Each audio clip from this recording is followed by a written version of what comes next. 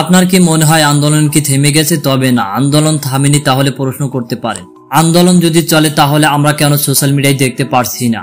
বড় বড় সংবাদ মাধ্যমে কেন দেখানো হচ্ছে না? এর উত্তর একটাই, আন্দোলনের কোনো ভিডিও সোশ্যাল মিডিয়াতে আপলোড করতে নিষেধ করেছেন সরকার, আর এর জন্য ফেসবুক বন্ধ করে দিয়ে সাধারণ মানুষের মুখ বন্ধ করে দিয়েছে। তবে এবার ভাইরাল হয়েছে নাট্য অভিনেতা তৌসিফ মাহবুবের কোটা আন্দোলনে অংশ নেওয়ার একটি ভিডিওতে দেখা যায় তৌসিফ মাহবুবকে শিক্ষার্থীদের পাশে আন্দোলন করতে। এদিকে এই বিষয়ে ৭১ টিভি চ্যানেলে ইন্টারভিউতে খেপে গেলেন প্রধানমন্ত্রী শেখ হাসিনা। তিনি বলেন, এরা নাটক করতে রাস্তায় নেমেছে, সাধারণ মানুষকে উস্কানি দিয়ে আন্দোলনের নামে ধ্বংস চক্র চালাচ্ছে দেশে। ২০০৮ সাল থেকে ২০২৪ সাল পর্যন্ত আমি যে উন্নয়ন করেছি দেশে, সেই উন্নয়ন কয়েকদিনে ধ্বংস করে দিয়েছে তারা। আমি এর কঠিন বিচার চাই, আর এর বিচার বাংলাদেশের জনগণকে করতে হবে। এছাড়া সংবাদ মাধ্যমটি থেকে আরো জানা যায়, ফেসবুক বা টিকটকে উস্কানিমূলক কথা ধারা আন্দোলন সৃষ্টি করেছে, তাদের তদন্ত সাক্ষেপে আইনের আওতায় আনা হবে। প্রিয় দর্শক, এ বিষয়ে আপনার মন্তব্য কি তা নিশ্চয়ই কমেন্ট করতে ভুলবেন না। আর ভিডিওটি ভালো লাগলে একটা লাইক দিন, আর নিত্য নতুন আপডেট করবে চ্যানেলটি সাবস্ক্রাইব করেন, পাশে থাকা প্লে আইকনটি বাজিয়ে দিন। পুরো ভিডিওটি দেখার জন্য অসংখ্য ধন্যবাদ।